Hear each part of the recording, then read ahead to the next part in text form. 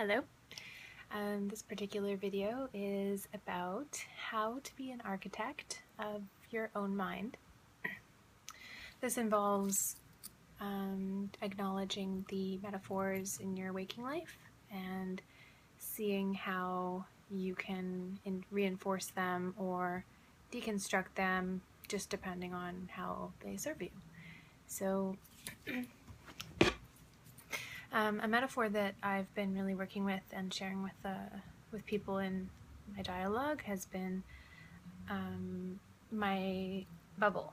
So I describe my protective shell, in social circumstances and otherwise, as a clear orb with a glass window that slides up like this, and it slides up along runners, and that allows me to gain access to people and get close to them, and sometimes they can kind of come into my bubble a little bit in that way, but there's always the knowing that I can just close it down like that at any point. And because it's glass, it's pretty solid, but then there's also there's also the fragility aspect to it as well, and so that requires a lot of tending to the space and making sure that I'm safe, and yeah, it's pretty elaborate.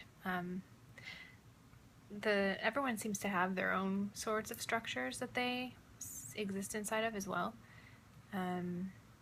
You can ask yourself, for example, what does my protective shell look like? Is it a shield? Is it a bubble? Is it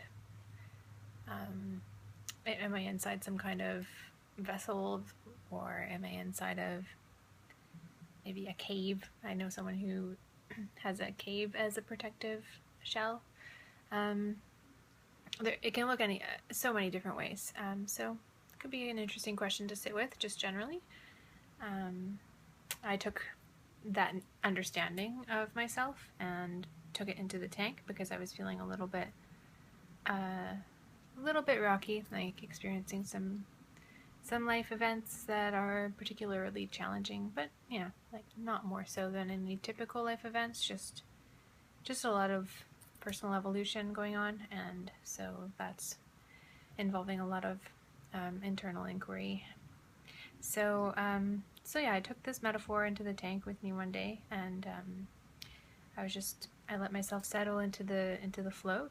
10-15 minutes of sort of my thoughts just sort of flying by, and me just sort of acknowledging them and letting them pass and not attaching to any of the noise that's surfacing, and not trying to make it into anything. And then when I find myself in a place where I'm pretty quiet and still and no need to feel restless or move around or anything, I decided to address the bubble, because I was feeling a little bit unstable and thought, why don't I examine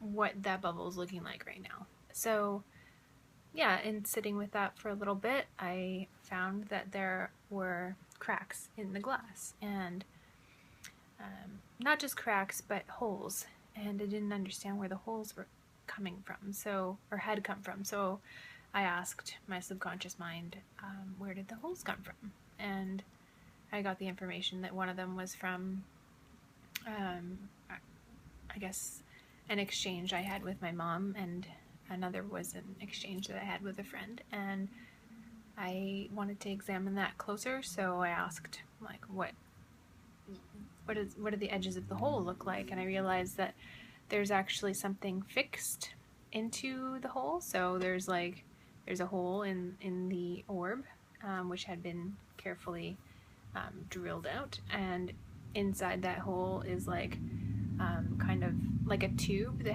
had been forced into, and this is the inside of the bubble. Okay, so my perspective is like this. So I'm looking on the inside of the orb, inside of the hole, from the inside of my orb, and I see that someone has placed a tube. This is like the length of the tube, to the outside of my shell, and that's creating kind of almost like an umbilical cord, but an invasive one, and one that I didn't ask for. And I can't really explain what it's doing, except it feels like it's taking my energy. So I noticed that on how I asked, how is this tube connected to me, to my bubble, and I saw that there were two L brackets that were fixing like this to the outside of my bubble, and they were then screwed in here 4 times on both sides. Interestingly, in order to get these screws to stay, that involves me tightening up the bolts. So there's an understanding that I had something to do with the assembly of this sort of draining like structure. So I knew exactly how to take it apart. There was a level of familiarity there. I just unscrewed the little bolts and just like flicked them down the tube and then pushed the tube off. That was the one that was associated to my friend. I considered for a second whether these tubes would be useful in future, and felt like it might just clutter up the space inside of my orb, and I personally like to have that space pretty clear of clutter and don't want anything rattling around in there with me. It's just me, and anything that I take with me inside of there needs to have a particular place, and it has to be fixed to the edges so that it doesn't like rickety, like it doesn't like rattle around. So I just pushed that one out. That one doesn't serve me. There's no need for to hold on to that. And I thought about keeping the one, or pushing the one out that was associated to my mom. I did the same thing, twisting off the bolts and pushing them down the chute, and then was gonna let that one go too, but then decided,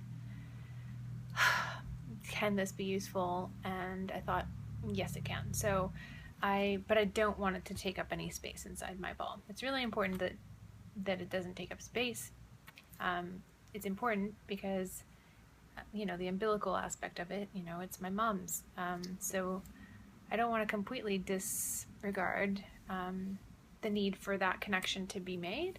But I also don't want to continue being drained by that connection. So I decided to pull the tube inside the orb with me, and yeah, it's all like kind of everywhere. It's really long, and I thought, how can I make this take up less space? So I just decided that the tube could compress into itself, like as though the tube were like a slinky.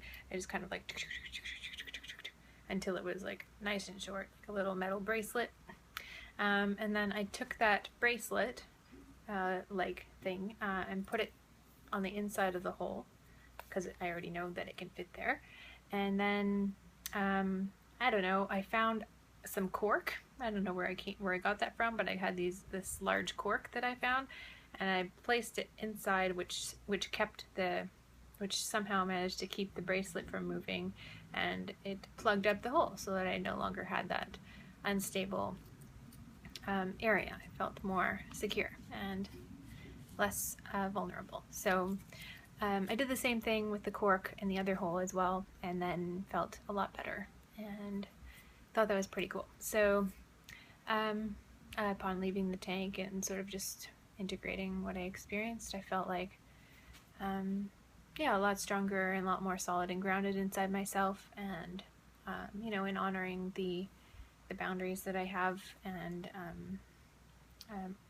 just making a solid commitment to the idea that I will be more clear with these people about these boundaries, and I just really wanted to share that with you because I thought it would be helpful. And I have a couple other things I want to share, and they're going to be separate videos. I'm going to share my second DMT experience, which will be in a few minutes. And so I'm going to be wearing the same clothes. I'm not going to change my clothes and lie to you, pretend like that was done on a different day. I'm just going to do that one next. And yeah, so thank you so much for your attention, and I will see you again soon. And maybe you'll watch the next DMT video if you're curious. And otherwise, Thank you, thank you, thank you, thank you, thank you, thank you.